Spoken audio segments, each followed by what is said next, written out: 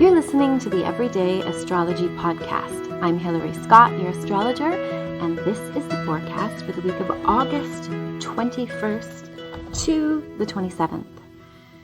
Welcome to another big changing week.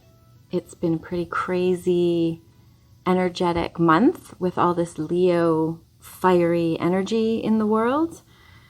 It's even been a devastating month in a lot of ways for places like Lahaina. Lots of prayers and love to the people on Maui.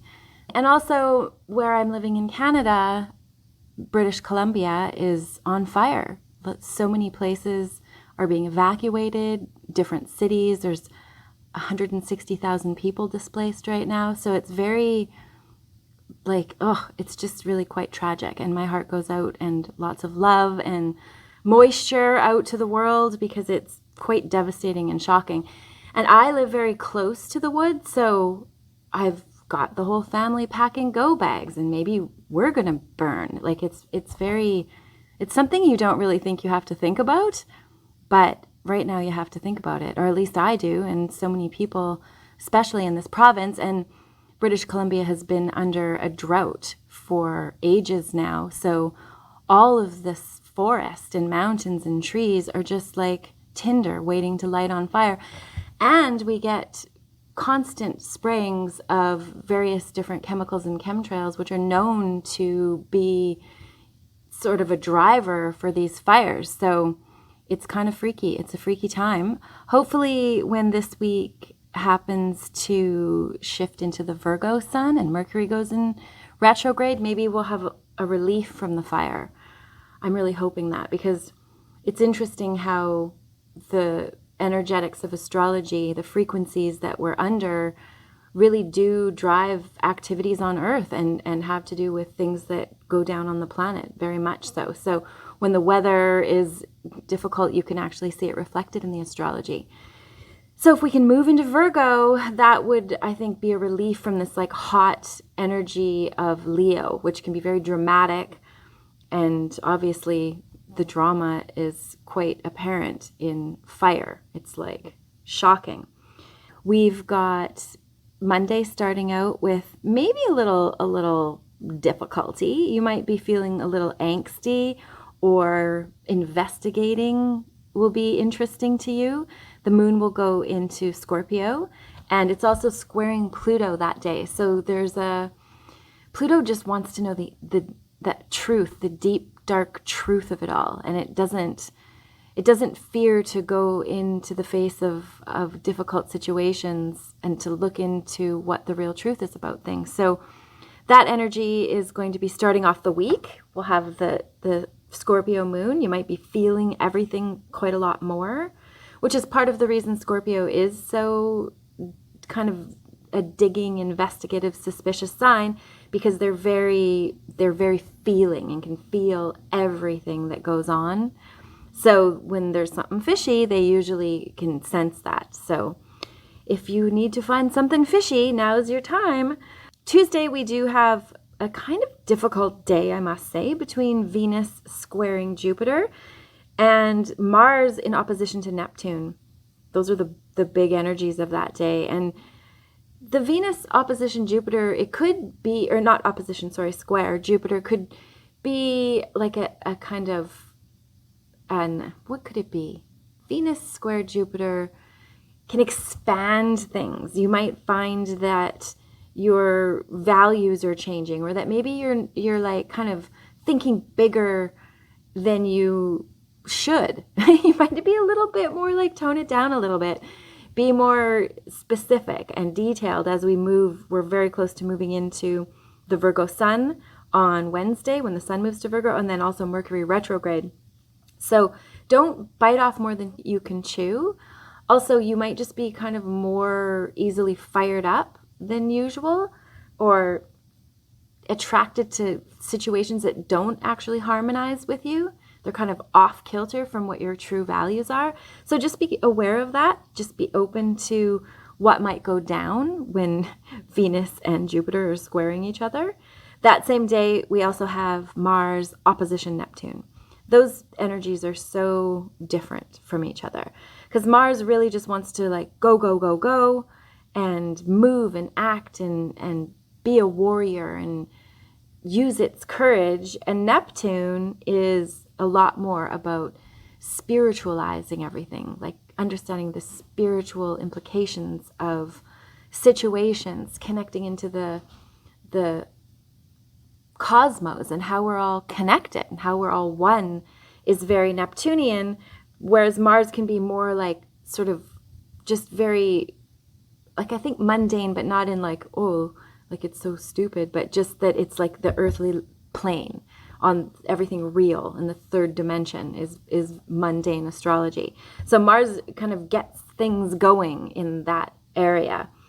Opposition to Neptune, it makes me wonder maybe if actually rains will come and shift the direction of the whole province of British Columbia burning down and clear everything out and sort of calm it down. Or it could be relating to obscuration and not being able to see because of all the smoke. Like I'm watching the sky all day and I can't see past 2 miles. So it's really blocking everybody's vision. You can't see where you're going.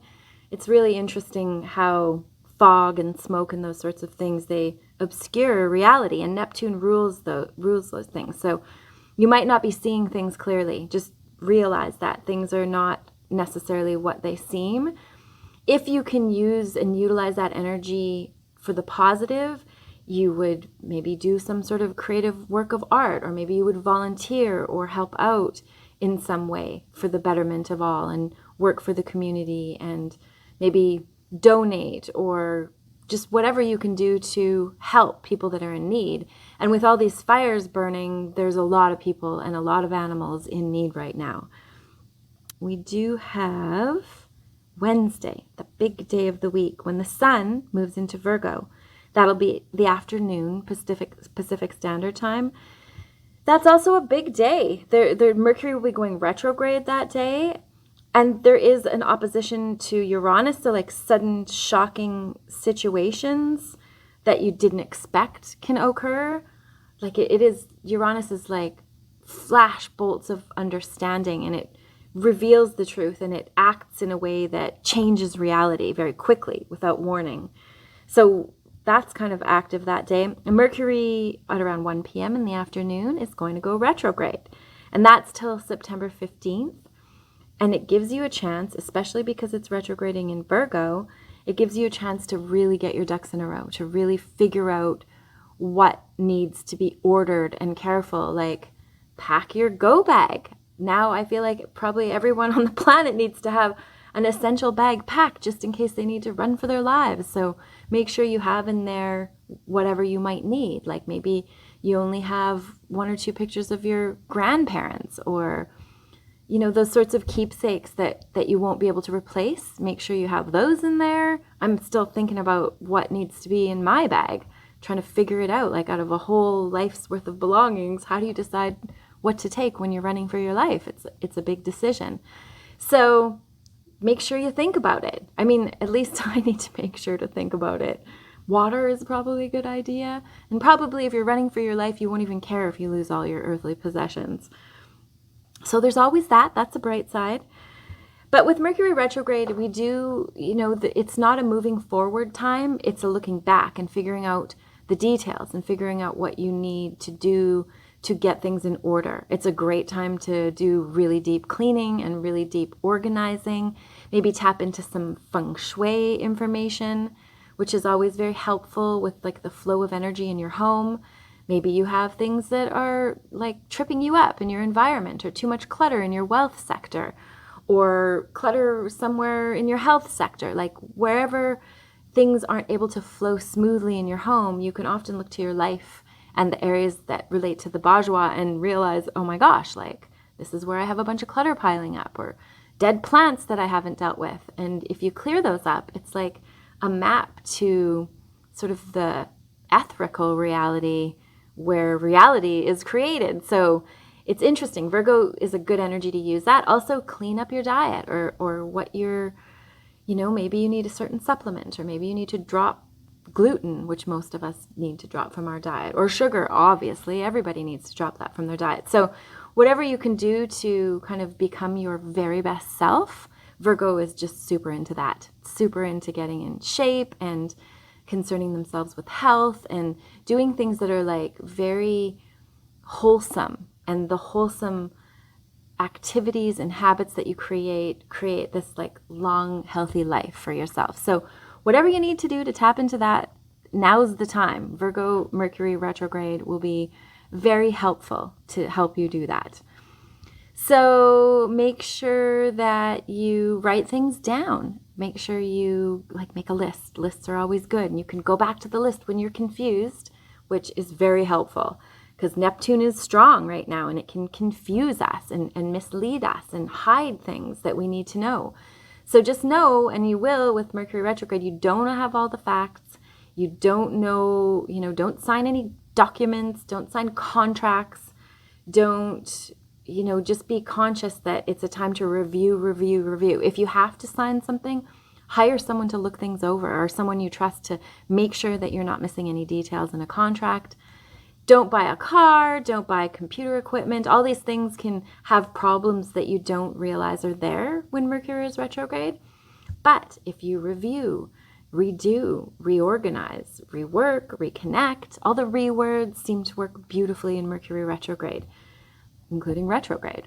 So think of it that way and it can be quite helpful. And just take it slow. And if you expect delays, then you don't want to create delays. But if you're just kind of ready for anything, then if delays happen when you're traveling, if you have to travel, or if there's something you want to come about that requires a bunch of communication back and forth, just know that this is kind of a tripped up time.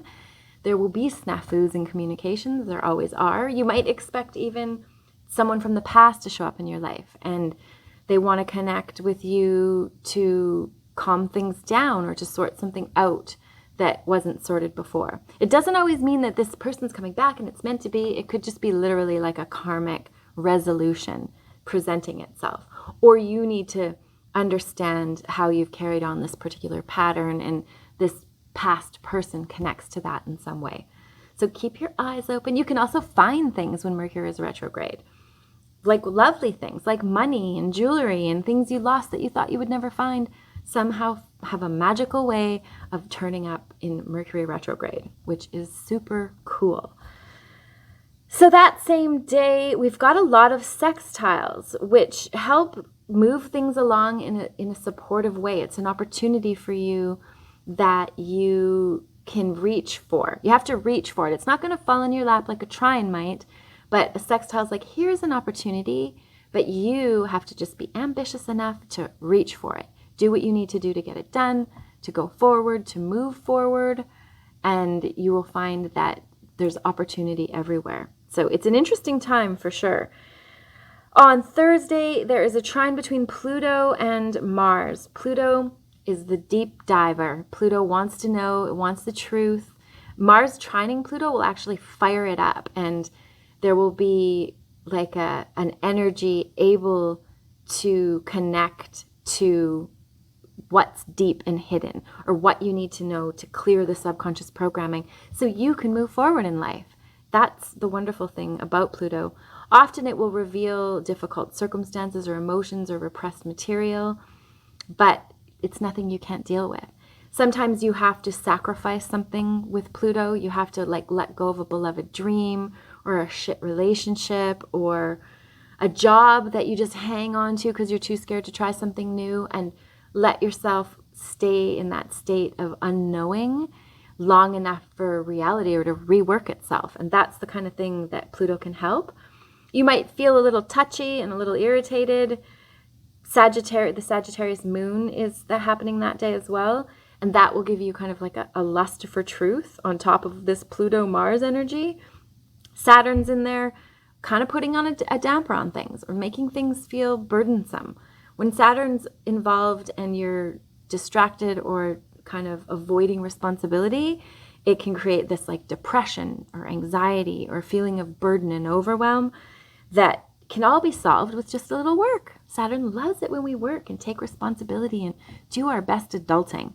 So even if it's not easy, because it isn't, adulting isn't easy, living isn't easy most of the time.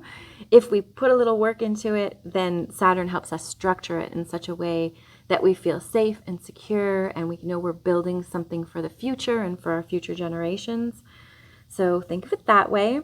Friday, we have a nice trine to Venus with the moon, which should be kind of a nice relief. We also have, coming on Saturday, the moon will move into Capricorn. That's a nice energy. Well, I'm a Capricorn, so I think a Capricorn energy is pretty nice. But it can also be depressive and all those other unfun Capricorn things. But what's good about it is that you can really see your big picture plan. Capricorn loves the 5-year plan or the whole life plan.